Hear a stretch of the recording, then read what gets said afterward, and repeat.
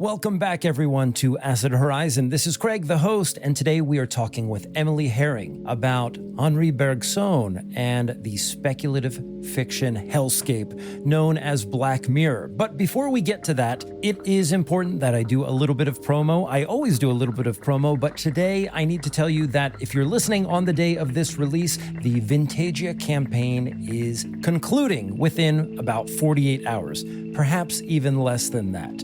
And I have announced on our various social media platforms that if you support the Vintagia campaign, or if you are a patron of Acid Horizon or Left Hand, it's going to give you the opportunity to get access to some of the surplus that will be generated when we print Acephalus, the erotic tarot of George Bataille. People are emailing me every day about that deck, and we are going to come to a conclusion soon about how many decks to actually produce. We know that we want this item to be limited, and we want the number itself to be significant in some way, so maybe you will be one of the lucky ones to be one of the rare few who are able to take advantage of that surplus if somehow you missed supporting our campaign back in October or November of 2024. In any case, let's get on to our discussion with Emily. Are shows like Black Mirror less speculative fiction and more like a documentary of the ongoing dystopia to which we are all subjected?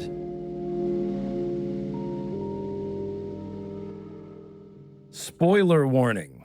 If you haven't seen Black Mirror Season 7, Episode 1, you might technically want to watch it first. But this is Black Mirror we're talking about, and the dystopia it often depicts so closely approximates our own that it may not even matter. You've probably already lived half the episode in a way peculiar to your own pain and suffering in today's world.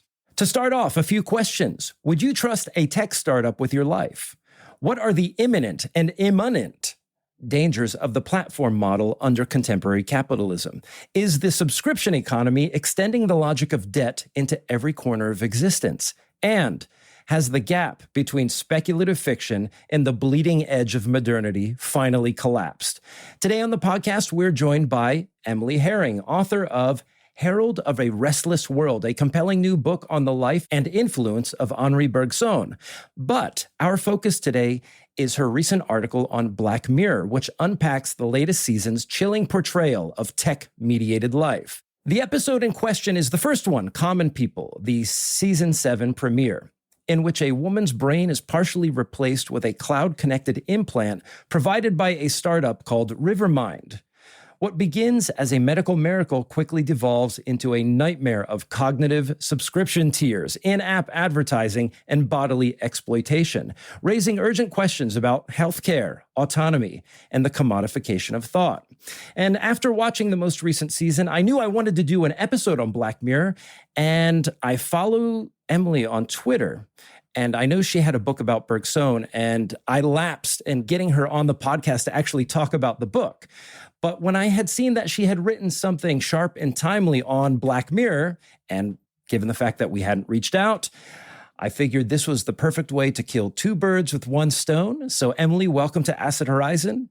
Welcome to Acid Horizon. Hi, thank you so much for having me. I'm delighted to be here. Great. Well, first, just tell us about you and your work before we get to Black Mirror. Maybe just give us a miniature version of your CV right now. Okay, so I'm a writer. I live near Paris. I used to be in academia, and so my PhD thesis was on Bergson and his reception among biologists of the early 20th century. So it was a kind of history of biology / philosophy research project. And since then, I've sort of branched out. So I wrote a biography of Bergson that came out last year that you've already mentioned. But I'm into the freelance writing and editing life now, which is, quite precarious, but not as precarious as academia was for me. So yeah, that's about it, I think. Interesting. All I can say is we know the feeling. Well, let's talk about Black Mirror. You recently wrote for, and I'm going to forget the name because they just changed it. It's the New World. So it used to be the New European. It was a magazine that was created around the time of Brexit, an anti-Brexit magazine. And as of today, I believe, or very recently, they've changed their name to the New World. So expanding. I noticed only today that you've written several articles for them, but you did write one on Black Mirror just around the time that I caught up with the new season. What compelled you to write that? And I guess an opening question, to start our discussion is, and this is my sentiment, I'm projecting on you, but do you think that we're past the point where Black Mirror even counts as fiction anymore? And what does it say about the role of dystopian storytelling in our world today?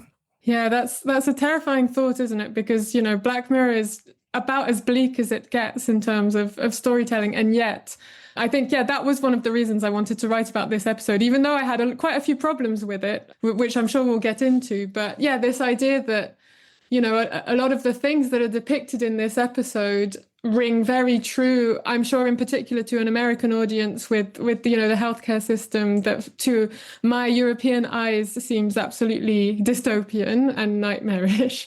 But also this idea of, advertisement taking control of our lives even more, being even more prominent. And this idea of, maybe we'll get into the idea of enshittification, which is a concept that I use in the article to kind of draw links with what we see in the episode.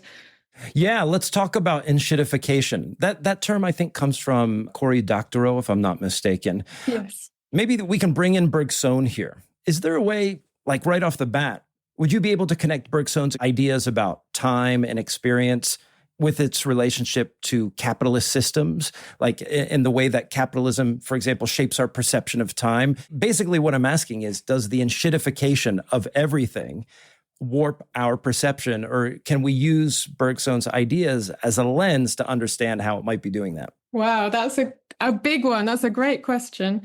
So maybe to start off, just remind everyone what enshittification, what Cory Doctorow understands to be enshittification. He uses it to describe the process by which mainly online platforms and digital services gradually become worse over time.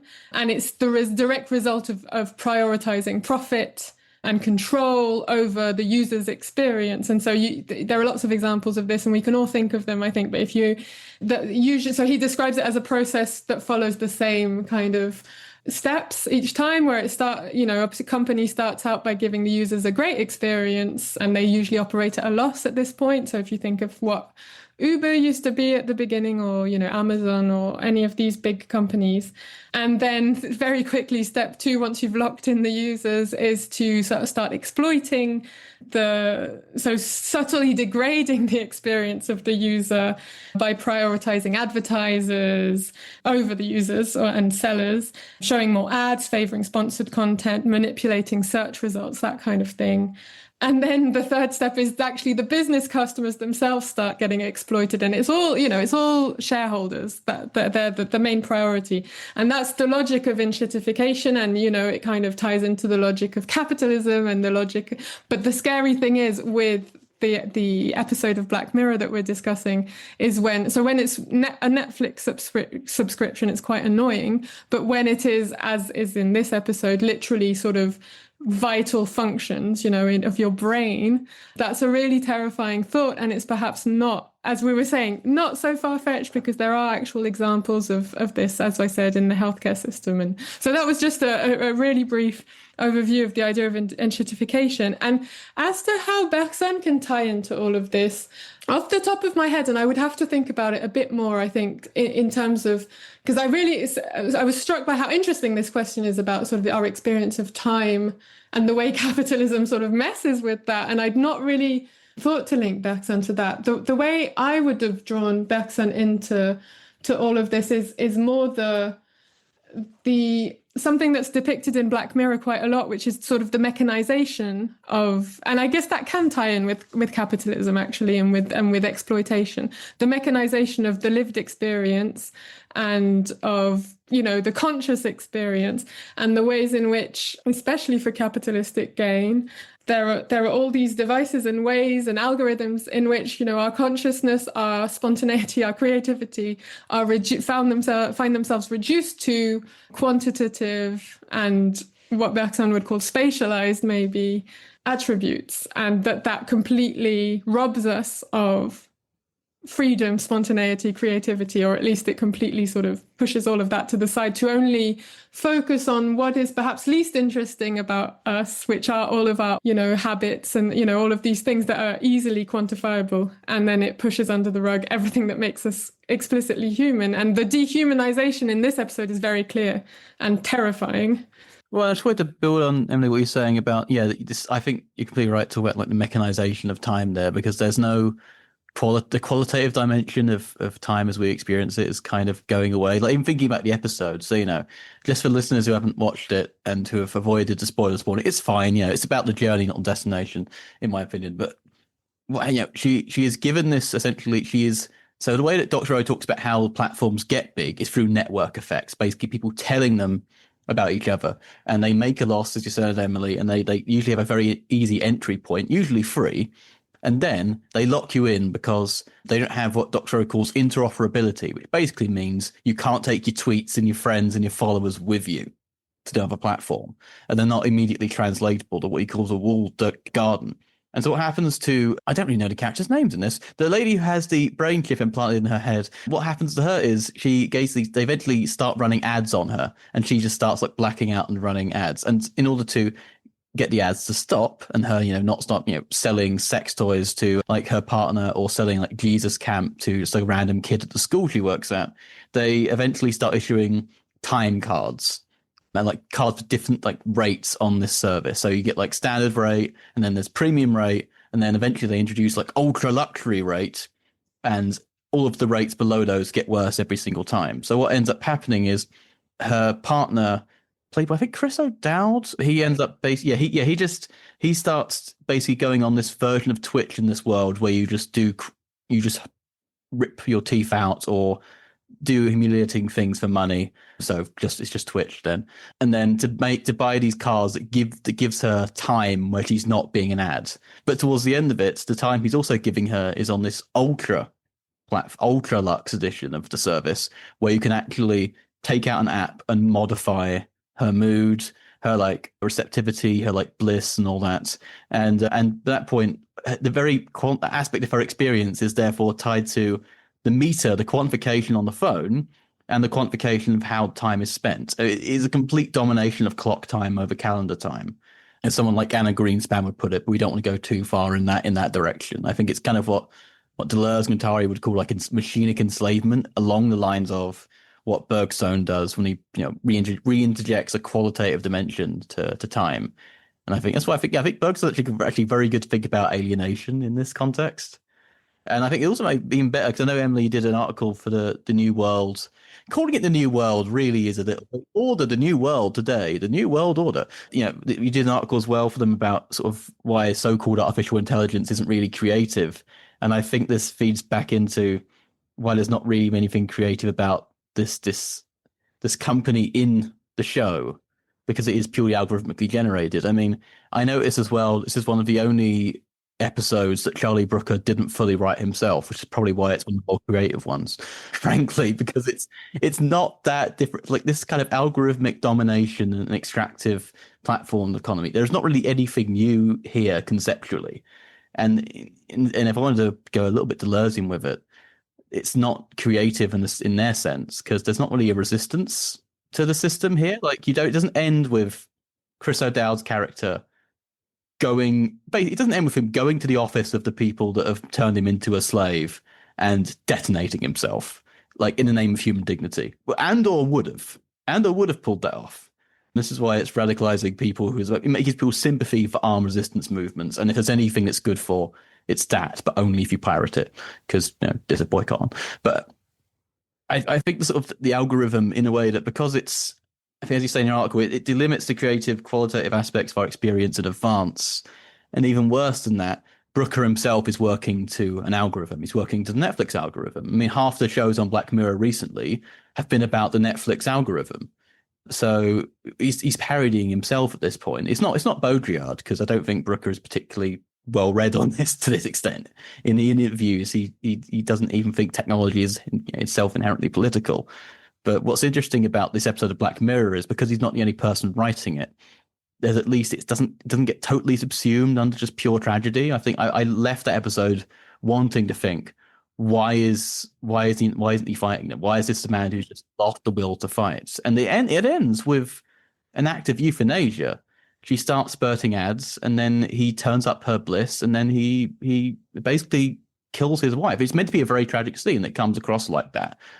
But isn't that kind of what most governments in the world are gearing us up to do? Oh, you can't afford your subscription fees anymore. We're not going to help you like with your healthcare, like in Canada, or what RFK is doing in the States, or what Charlie Brooker's sister-in-law is doing in the British government right now. Isn't this kind of what they want us to do, to just see ourselves out if we can't make value for them anymore? And I kind of felt like there was a lot of missed opportunities to talk about resistance to the platform economy. And I left it feeling a little bit angry, to be honest. Can I jump in here? Please do. I ranted for a long time. Sorry to interrupt. No, because I really strongly agree with this. And I left that episode feeling exactly the same, where I just thought, what a waste. You know, I'm not saying they should have shown us a happy ending. I know this is Black Mirror, right? But any form of resistance, or even any attempt to reach out to a community of people who are presumably suffering the same plight, you know, anything like that. But we are shown people who are completely alone. There's no hope. This is a recurring thing in Black Mirror, but there's no hope. There's no possibility of resisting at all. And, you know, if you want to be really cynical about it, you can think this is Netflix's way of telling us, you can't do anything about enshittification. We're enshittifying. And this is us showing you in a really sort of cynical way that actually, you know, that's your destiny. So I agree. That really made me quite angry. And also, I think there was so much interesting stuff there to explore that, because it goes so much into sort of the sordid and pathos, you kind of, I felt slightly disconnected from these two terrific actors. Like, I think they're very good performances, but it could have been so much more subtle in and actually more effective, I think, in its delivery overall, because we could have been, it would have humanized, I think, the characters more if we'd seen them try and fight back even a little bit.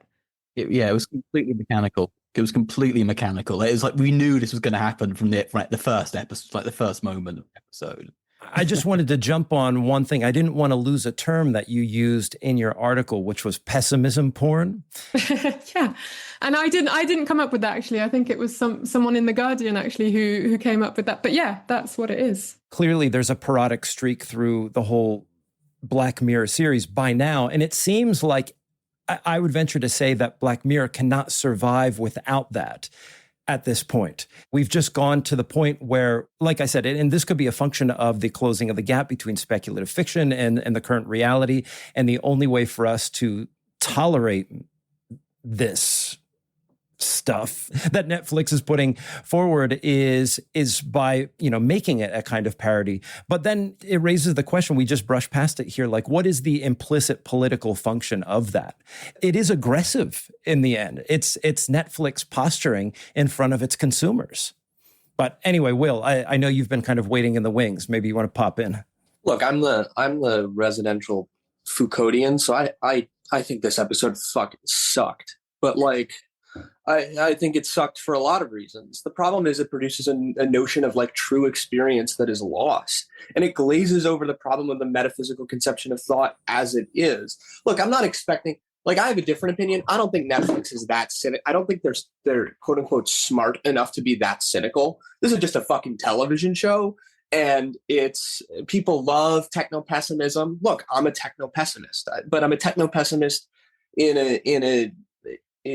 a different sense. My fear about this episode is that it just replays the sentiment that Black Mirror has always had since the episode San Junipero, which was season 3, I think, where you transfer your consciousness into this data rack, and then your real body gets euthanized, and you can live in this blissful heaven. And in fact, in the end, this is all well and good, because what good does your body have left at this point? Now you can live free from the misery of modernity. And this is the wrong way of understanding the problems of modernity. Like this is part of my issue that I have with any sort of or any sort of productive or creative. This is why I'm skeptical of notions of like creative time, of the human being as like a creative entity that has to actualize things. Because once they lose that capacity to produce good thoughts, live good lives, they have to be, smothered with a pillow and then open their wrists with a box cutter. And like, I just think that, I'm sorry if that spoils the episode, but you know how Black Mirror episodes go. They're supposed to horrify you. But the thing is, like, this all reminds me of an episode we did with Shaviro on speculative fiction as being an account of the present, right? If genealogy was a history of the present, science fiction is a future of the present. That's all. It's a projection of the present. And I think that when we talk about things like enshittification, disabled people have already dealt with this for 100 years. Like, oh no, now it's coming to us and my Netflix and fuck my Disney Plus. Meanwhile, like Medicare will only give you one mobility aid per 5 years. Okay, like the very notion of quality of life, of what is necessary for quality of living, is the basis for the destruction of all human life. Right? I'm very skeptical of this notion of inserting the qualitative, inserting the true experience into something. This notion of Erlebnis, of a sort of experiential philosophy that has its roots in Dilthey in the 19th century, and maybe there's a criticism of it in thinkers like Deleuze, Foucault, in a different way, Bergson. I mean, all of this has existed and made this possible since the 19th century. And we could say, that this Black Mirror episode is doing something that at least allows for the common consumer to sit back and say, wait, like, hold on. You're telling me that this can happen to an implant? Well, I mean, people already have Ray-Bans with advertisements playing while they trip over a cement block in Manhattan. And frankly, if you're making $175,000 a year buying and selling weapons contracts, maybe you deserve to break your nose on the Lower East Side, going to some Peter Thiel funded shit show. But like the one reason why I think the entertainment industry latches onto this bullshit is because they get to say, oh, the bourgeoisie are the vanguard of the suffering of advertising. Oh, shut up. Like the problem with this episode, and the problem with Black Mirror, is ultimately, I think, I forget the writer's name, the writer who said in that interview that Charlie Brooker, who was like, oh, I don't think technology is inherently political. We've seen this same inference from thinkers like Ray Brassier, who are like, oh, it's all about how the technology is apprehended. But thinkers, at least as far back as like Jacques Ellul, Gilles Deleuze, Martin Heidegger, the politics precedes the technological, right? Because politics is itself a technique of living. So like, I think that there are a lot of problems with this episode. And what I liked about the pessimism porn notion is that it allows us to instead take a separation from what is intolerable about our present, project it into a future we don't own, and then take it on as entertainment, right? Like that. There was this interview that the former vice presidential candidate, they all look the same. They're the same white guy. Tim Walz. Yeah, Tim Walz. He said, oh, his son told him, Dad, like a lot of my friends voted for Trump just because it was funny. And everybody was like, how the fuck do you think fascism is entertainment? People were trying to dunk on Tim Walz, who I'm sure is another ghoul. But like, the thing is, that kid is entirely right. Fox News is not a place for analysis of policy. I can't name a policy that Donald Trump ran on or a policy that Kamala Harris ran on. It's consumption and entertainment. So the misery of our current, the brilliance of shows like Black Mirror is it shows another different kind of, I'm going to use a theory-laden term, and maybe Craig will correct me for using it incorrectly, but I'm using it in a different modality, a kind of different kind of anti-production, where no longer are we sort of setting a limit that limit then bounces back onto us, but in fact, no, we're reproducing the conditions of our misery as something to be consumed. So it's the exact opposite of like the Che Guevara t-shirt, or like I have a Sylvia Plath bell jar shirt on, right? So that everybody at the coffee shop knows I'm a sensitive white boy. But like the brilliance of shows like Black Mirror is, and the brilliance of, I think, the article, not so much the episode, is the way in which we can now talk about subjugation as entertainment and entertainment as subjugation. And like this is one of the areas where like I don't think thinkers like Foucault, Klosowski, whomever went necessarily far enough where they talked about spirals of power and pleasure, because they couldn't conceive of, or Guy Debord or whomever, they couldn't conceive of the spectacle actually exploding in the way that it did, right? And the intolerability of the spectacle becoming another layer of it. And I think that what we need to remind ourselves of now is that what Black Mirror shows is that escapism is the furthest thing from escape. And I think that that's what critical engagements with Black Mirror allows us to do. Because like I had stepped away from Black Mirror for maybe 10, I don't even know how many years. This is the first time I've watched Black Mirror. I read the article first and then I watched the episode, because like I wasn't going to go into this without some sort of critical lens. So I really appreciated it. And I really liked the treatment of enshittification, which I think has just been reduced to, oh, it's when companies add ads. It's like, no, that's why like websites like Vine and short form content changed. That's not, ad revenue capacity is not the basis for enshittification. Enshittification is about the transformation of subjectivity of users. It's so much deeper than a platform change. It's a change in the users. It's not that like a video game like Halo changes. It's that the expectations of the players have to change.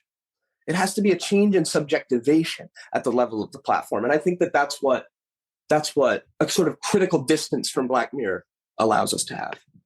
Wow, there was a lot there, and I'm still taking it all in, and I quite like that the fact that this episode is making us quite animated and drawing up feelings of anger. I don't know if that's the right word. One of the things that really stood out to me in this episode too, and I just want to return to your comment about the cultural difference that we see, for example, between Europe and the United States. And maybe one thing that I'll say too, that I'll pin for now, I don't have a direct comment on it, but there is an insidious aspect to Black Mirror, which is a nexus of the Anglophone world. There's not only British episodes, but there's American episodes. And sometimes there is a dovetail or a twain there where, like, I think in this episode, I mean, clearly the American aspect was the couple. And that's the thing that stood out to me here, was the very class character of the couple. They were what I would call a middle-class couple in the United States. She was a school teacher who would presumably, depending on which state she lived in, her salary could be anywhere from great to not so great. He worked in a yard somewhere, maybe semi-professionally. I don't know if he had a trade or whatnot. I think he was like a welder. He was like a welder, yeah. It was some sort of, I really want to say that that's like a really important thing to point out, that there is a kind of like class character, but there's also a kind of Anglocentrism to Black Mirror too, that I think you're touching on. Well, what I liked about the couple, especially their pairing, was, he had a trade. And if it was true that he was a welder and she was a teacher, they should be making enough money to at least get by. It's probably the kind of couple in the United States that would have to save anywhere between 2 to 6 years to just have the 3% to 4% down payment on a house. It's likely that both of them have insurance, and maybe even particularly good insurance if he's a welder, for example. But the idea that we would have medical technologies that would lie outside the ambit like of any of our insurance systems, and those would be something completely within the realm of control by big corporations, I think is an imminent reality here too. Even if you do have good insurance, like in my case, and I've talked about this on the show before, I was working in a corporate bank years ago. I mean, just in a call center environment, and then I moved into the sort of like banking sales and dealing with clients and so forth. And I was in a situation where it was around the time of like the first bird flu or whatever. And I was out sick quite a bit. And I was written up by my boss because I was out too many times. And it was the case that if you're out one more time, there's going to be consequences. To make a long story short, I got sick again, but this time it was cancer. And so I was out. In fact, I was actually on my way out because I was going back to grad school because I was sick of these threats from my boss for having been sick. And then the next thing you know, through the school, I had a very pared down form of insurance that barely covered a cancer treatment. And I had to basically pay everything out of pocket. But in order to do it, I basically took out more on my student loan. And so, here in the United States, you have folks who are going from a working class environment into a middle class position. And some of these problems get masked by things like student debt. And right now in the United States, for many people, depending on when you received your debt or when you stopped going to school anyway, your debt may be on hold as a result of the pandemic. Like, we still haven't resolved that. And who knows if Trump, JD Vance, and whatever's left of Doge are going to get to that. They can send a death squad to get my fucking... They should not have paid for a philosophy student's education. Yeah. That's on them. That is on them. And Will here now exemplifies, I think, the sentiment amongst many people here who are just completely not in a position to pay. So, this particular episode, I think, raises anxieties about those strivers in the working class who are moving into the middle class, and with the prospect of any sort of medical crisis that one could experience in today's world. I mean, it can completely derail you. It's just a disaster. I live in France. I'm between the UK and France all the time. And from this perspective, that, when that over a decade of conservatives in power in the UK, it's sort of, they've been very diligently chipping away at our universal health, the NHS. I don't know if, the ways in which these episodes just serve as a cautionary tale of the ways in which that's what a lot of people in power are aiming for. And Macron in France is only, a few steps behind the UK. His right-wing government is very intent on taking away all of that too. I can imagine from your perspective, having gone through the hurdles you just described, the episode rings as just very, not that far-fetched. And then from a French perspective, it's just kind of like, this is why we need to keep going down in the streets and burning stuff, because this is what they're trying to push us towards. I'm sure there's a fair number of folks who are even listening to my story who are getting anxious hearing about that sort of thing. And you're exactly right. When I was watching that episode, it kind of drew up all of those old emotions. And the one thing that's particularly harrowing in the case of this episode, like we touched on earlier, was their complete lack of resistance. And one thing that we didn't touch on, maybe we can talk about a little bit, is the husband, the image of his relationship and the love for his wife is pegged to this fantasy of returning to their honeymoon suite. And there's nothing he wanted more than to simply replay that aspect of their relationship. These are two people who work full time. They're struggling with having a child, and they want that intimacy that they cultivated in that very short moment in their relationship to live and thrive again. And that's what he's pushing towards, but he just can't get to it. And so in a way, the diorama or tableau that they do create, despite the many problems that we've identified here, is very apt in many ways. Yeah, and there's a claustrophobia that I think, claustrophobia is not the right word, but the real anxiety that you feel of that helplessness and hopelessness, if anything, I think that might be something they managed to capture. And I think it's more down to the performances of the actors than the actual writing.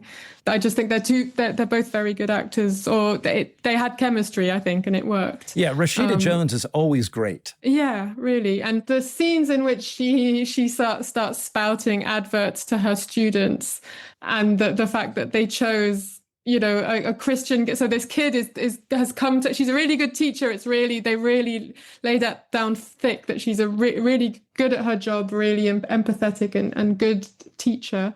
And then this small child comes up to her and starts telling her about, problems at home.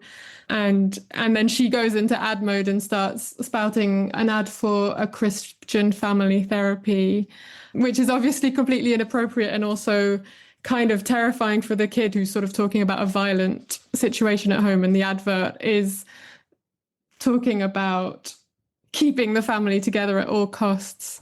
Yeah, and in as much as that has resonance with the capitalistic dimension of the problem, it also evokes the culture war ongoing in the US. Yeah, no, I just wanted to also bring in your article on Bergson and LLMs, and particularly like the ChatGPT, Miyazaki, filter nonsense. Because one of the things that, at least in my understanding of like when I read loads of old school like cybernetics textbooks, sort of the predominant assumption is always that the brain is fully mappable as a system of inputs and outputs like a computer. And what your article on Bergson and ChatGPT really hits, and I think works really well here in the context of this Black Mirror episode, is that it works on that same principle, that it accepts kind of the marketing or the ideals, or you can even say the ideology in terms of a normative weight to it, that the human brain is directly mappable to a computer or can be emulated by a computer. Because, so listeners, in the episode, this lady, Rashida Jones' character, her brain power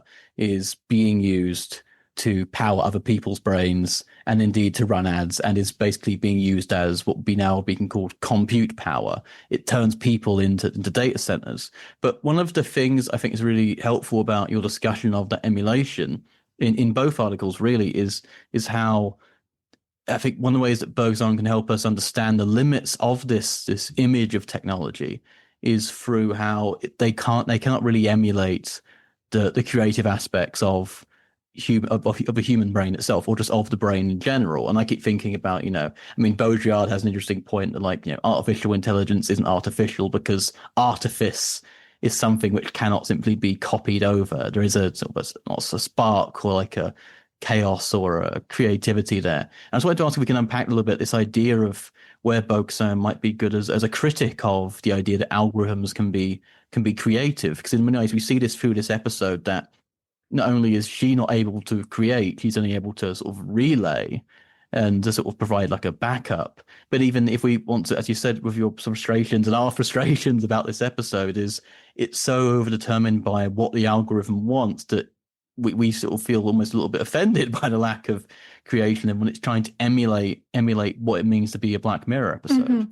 Yeah, I was thinking a lot actually about all that, because it's a technology that comes up a lot in Black Mirror episodes. The idea of just fully uploading a consciousness, sort of replicating it, and then it can be used as, there are other previous episodes where it can be used as a kind of personal assistant, so a kind of AI assistant, but actually these entities are shown as having a real interiority. And then there are lots of other instances of it, the San Junipero episode, etc. It's interesting because obviously Bergson was not responding to anything remotely like this. He was, especially in his early writings, he's responding to 19th century, what was called psychophysics, so really quantitative theories of the idea that mind can be completely mathematized, I guess. So I guess it's not that far off. The idea of mapping the intensity of perception to equations, really, and to mathematical formula.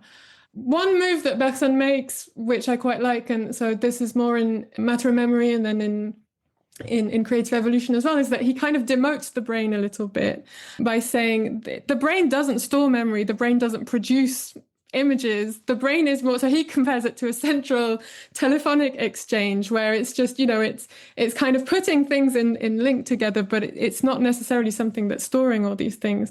And I mean, I'm no neuroscientist, but I've been told that some of I'm not doing it justice here. That was a very quick description of it, but I have been told by people who do know a bit more about these things that actually his idea of how perception works and how memory works is not that far off from certain views on the brain and on neuroscience. All of that to say that a lot of the time what Bergson is doing is, first of all, demoting what we see as the purpose of consciousness, the purpose of perception, the purpose of the brain as these entities or these faculties of pure knowledge, and actually saying, no, it's all practice oriented. And I think that's important because often this idea that we can, that there's the logic of the computers, and then that, the brains are obviously these completely logical structures that we can map onto one another. Bergson's saying it's a lot messier than that, and that's not how it works. But then there's also this idea that And that's what I get into more in the article. And by the way, I should say these articles are really short. They're like 1,000-word articles. So you're all very kind in saying that I make these really big points, but they're quite short. And I don't get into as much detail. I'm always quite frustrated when I finish them because I always want to go into more detail. So this is a great opportunity. But yeah, the idea that LLMs can be seen as creative, or all these Miyazaki images are creative, that goes against what Bergson would describe as creative, because creativity is not the reassemblage of pre-existing parts. It's not a mere synthesis. It's closer to what later in the 20th century would be sort of emergence theory or things like that, even though it's not quite that either, but it's closer to that. And essentially, he was a really strong critic of the idea that the mind could be reduced to mechanical processes. But we are so tempted to do so because there are a lot of ways in which our minds work that can be assimilated to mechanical processes, in the same way that in the living world in biology there are lots of physiological processes that are quite repetitive and quite easy to map, and usually that's where we focus all our attention because it's so much easier for us. And Bergson has a whole sort of evolutionary explanation for why we're so much better at understanding sort of inert spatial reality matter rather than anything a bit more fluid, like what he understands time and consciousness to be. But so I think that what he would say about all these models and so-called AI models is that they are replicating the more mechanical aspects of our minds. They are such as pattern recognition or our ability to generalize and to classify. That these are all very useful in everyday life. They're very useful.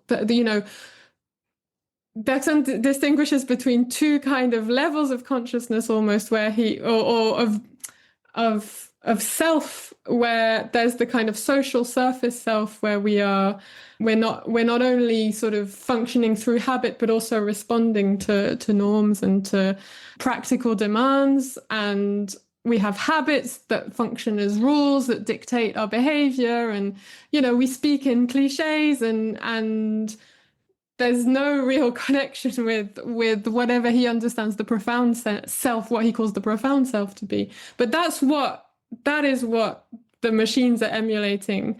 And it's actually quite rare for us as humans to tap into the more profound self. You can go a whole life without tapping into it. But he would say, I think, that, and this is in the very early 20th century, we're talking sort of, or even late 19th century, we're talking between the 1880s and the 1910s, but that the AI models, Bergson would say, that are purported to be creative are actually emulating the least creative aspects of our minds. So that was the gist of it. And that was quite a long... That was fantastic. I mean, I am not particularly, I only get my Bergson secondhand through Deleuze, which is not the best way to get it. And so he doesn't quite understand, not because Deleuze is necessarily bad at it, but because I don't really understand the Deleuze, particularly on Bergson. But I know he's talking about, so he's writing around the turn of the century. I know he has a very famous debate with Einstein on the nature of time. Does he ever engage with like an idea of, say, like something like the unconscious? Is there? Because I know Freudianism is still in its infancy at this time, but I wonder if there's something of an unconscious aspect to the creativity there, whereas, or maybe it's the opposite. Maybe something like an LLM is mostly. I was always described as mostly habit. There's something a bit like unconscious, and it's to do with memory. And it's to do with a notion he has that he uses in various texts called the idea of attention to life. So most of the time we are attentive to life. We are, engaged in practical things or survival maybe, or just social life. And in these cases, we So the idea is we carry the entirety of our existence with us at all times. So all of our memory, it's not stored in the brain. It's just like we're a snowball accumulating snow, and it's all there.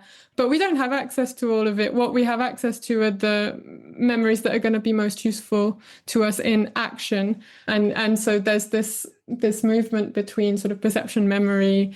But in moments where our attention to life is lessened, so typically in dreams, or when we're daydreaming, or you can think of all other moments, or in philosophical speculation, we might actually be able to access.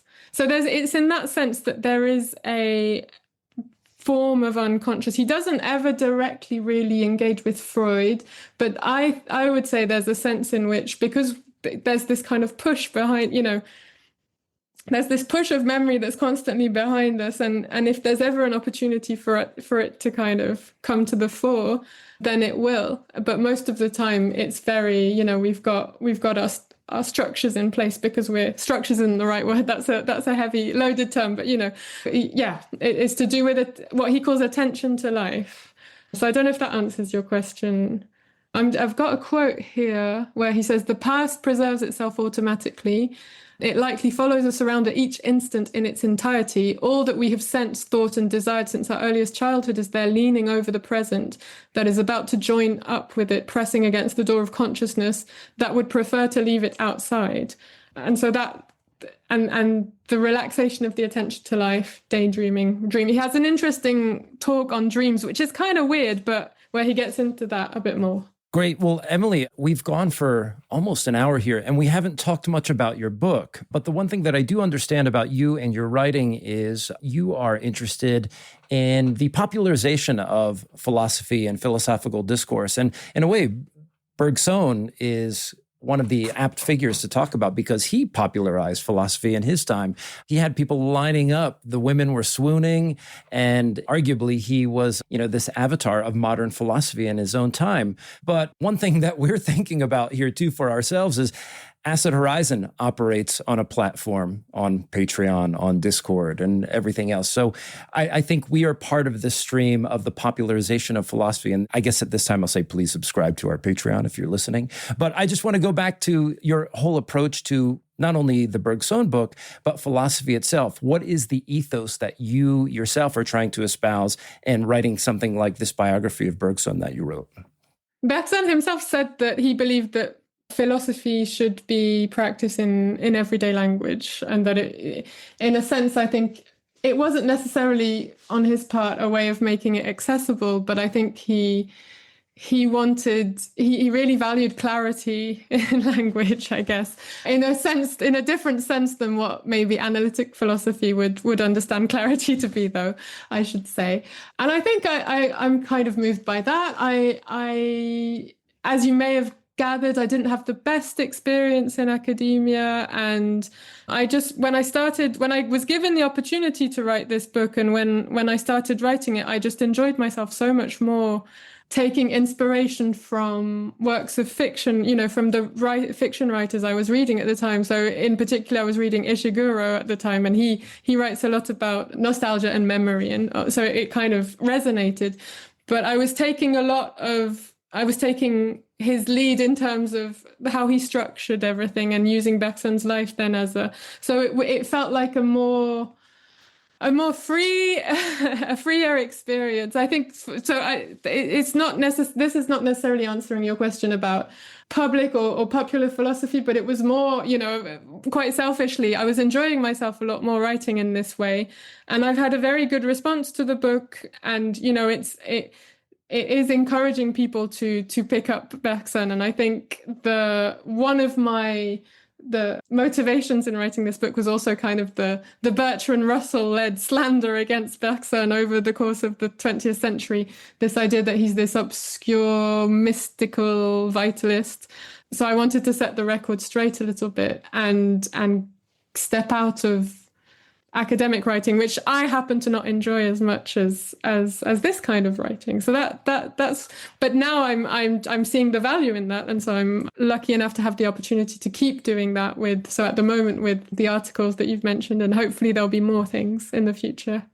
Sure. Maybe we can finish up on a little conversation, just extending this discussion of either para-academic philosophy or just philosophy outside academia. I mean, for me personally, I've had a very just disjointed experience with philosophy. I did my undergrad, and then I was a musician for like 10 to 12 years. And then I came back to grad school with no aspiration of doing anything but just having an immersive philosophy experience, because I had already had a job at that time. And it was pretty clear to me that the prospect of getting a full-time teaching position in philosophy with a master's degree was slim to none unless you were looking at community college, which actually I really enjoy teaching at that level. But once the pandemic hit, we started Acid Horizon. And I have to say, the absolute global rupture of that experience and, the very profound tragedy that it was did have some positive effects for some of us. It allowed us to create this little assemblage where we talk with one another. And I have to say, there's something absolutely rewarding, at least from the standpoint of research and the development of relationships and comrades within a philosophical circle, is absolutely better for me in the para-academic world than it was for academia. Granted, as I intimated just previously, there are some perils to trying to exist and thrive within this world and make money. But I'm curious if you have any extended thoughts on that. Like, despite the fact that you have, you're enjoying yourself writing in this extra academic context, what are some other challenges that you see, or maybe even some other joys that you've encountered? Mm-hmm. Well, obviously, yeah, the precarity of being a sort of a self-employed freelance writer. I spend most of my time doing editing work rather than writing, because that's where I'm finding money. But I don't know if that will continue because I'm sure AI reasons. Yeah, I think people will rely on ChatGPT for that kind of thing in the future. So I'll probably have to rethink things in a while. And to be clear, I wasn't trying to make the case that academia is badly suited for philosophy. I got lots out of doing a PhD, and I got lots out of all the friends I made there and the community. I just think it's like anything where it's quite a brutal, competitive world where I just kind of wanted to be able to settle down but it's just there's precarity in both places, and I'm quite lucky in that I've been able to find just for now a niche where I can kind of live from it, but there's no guarantees to it. So yeah, sorry, that's not a very well structured answer. No, it's fine. In fact, there's a very flat structure, I think, to the kinds of responses that we have here. We don't have to get too deep with it. But I mean, like you, tonight, Adam's very angry with me today because I agreed to do a live show for free. So me and another friend who's a Bergson scholar who's been on the show before, there's a music festival that's opening up. And in their opening night, they had a podcast who was going to come and do a podcast on creativity, but they backed out at the last minute. So they called up Acid Horizon, and we're coming in, zero pay. We're going to do this. It's a complete joy to do, but it often entails a lot of gratis labor, which is fine in some cases. But once again, please subscribe to the Acid Horizon Patreon. I don't want to leave Will or Adam out of the discussion. Maybe we can just kind of finish up on a comment from each one, and then we'll end with you, Emily. Yeah, I mean, I completely agree with your experience, Emily, of like PhD. I love the community of it, but then I love especially the aspects of the PhD where you had these years immersed in like our chosen subject, and we weren't competing for grant money at the same time. Whereas now, as you said, it's hyper competitive. We're competing for grant money. It turns us like it really is designed to sort of cannibalize on that community. And I mean, even doing this, I mean, look, philosophy, we do this pretty cheap. Like you can cover you can cover like sign up for like a master's level Hegel course with me for $5, like for $5 a month. You can't get that anywhere else. Come on. But while philosophy should be free, philosophers aren't. That's the contradiction. We all are kind of proletarianized. It just used to most rudimentary Marxist terms, and it is. God, I mean, I'm trying to get editing work as well. It is precarious, and now people are getting can we say the enshittification of the Western mind? I don't know, or the global mind at this point, the Weltgeist. Yeah, We just need to find, I guess, pockets of escape that don't require sort of the escapism that something like Black Mirror offers us, I guess. Will, would you be able to say something positive about academia right now? Look, there's nothing better than creating a moment or a sort of gap in the consistency or the quotidian existence of students that is, the 50-minute, 3 times a week class on the philosophy of technology or something like that, right? So the PhD, I think, is most valuable. I just don't know how people in the UK could do it without teaching. I mean, that's really been the most valuable thing for me, has been, I've made my goal not to make students more employable, but in fact to make them less. Not out of a hatred for them, but out of a kind of strange fear that education is less and less about life. And I think that the opening line of Emily's piece, which, would you trust a tech startup with your life? I mean, we already did, but anyway, we've now done that, and it reminds me of the old saying of tech startups, which was like, "Don't be evil," right? And "Don't be evil" was obviously very much a "we will do it all," right? We will determine the confines of evil, and it's not. And what we've learned is that it's not just the profit incentive, but a kind of desire to determine new coordinates of subjugation and domination. So Palantir is technically a startup, and now it's going to be, I don't know, the new equivalent. I imagine a world, it won't come to fruition, but I imagine a world where, if people remember after the fall of Eastern Germany, where people were getting their documents of themselves, right? I imagine a world where I could get a zip file on myself and my family that Palantir had collated. And now that's already, the master list is already happening. People like to imagine their own FBI agent, but it's so much worse than that. So I think that, would you trust a startup with your life? It's like, I do that every day, even though I hate them. And I think that's what's, and it's the fact that it's so obvious is what makes it intolerable. So I really appreciate these kinds of discussions. Anyway.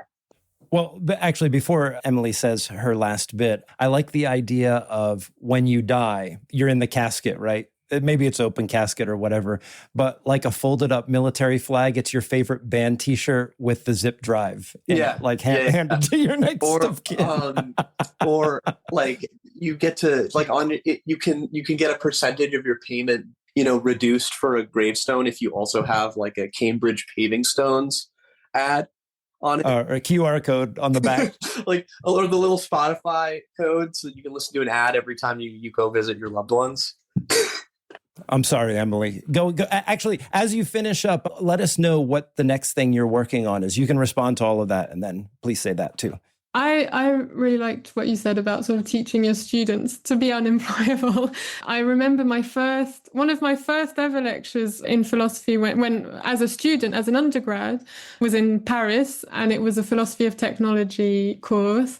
And the professor, who's called Xavier Guchet, who's not, I don't think, well known at all in the English-speaking world, but he's, in his little circle of Sorbonne people, he's quite well known. And the first thing he told us was, "You are useless, and I'm here to teach you how to be useless," basically.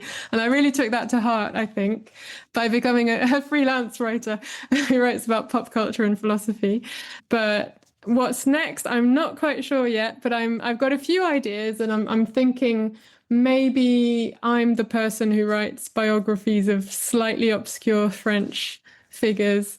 So we'll see if that is indeed the case, and if so, hopefully you'll be hearing about that in the future at some point. But otherwise, I'm going to keep writing these columns and hopefully not be all consumed by AI overlords. That's great. And you will then contradict your uselessness in the end. And I just want to say thanks for coming on the show to do something kind of interesting and experimental with us. Thank you so much. I really enjoyed it.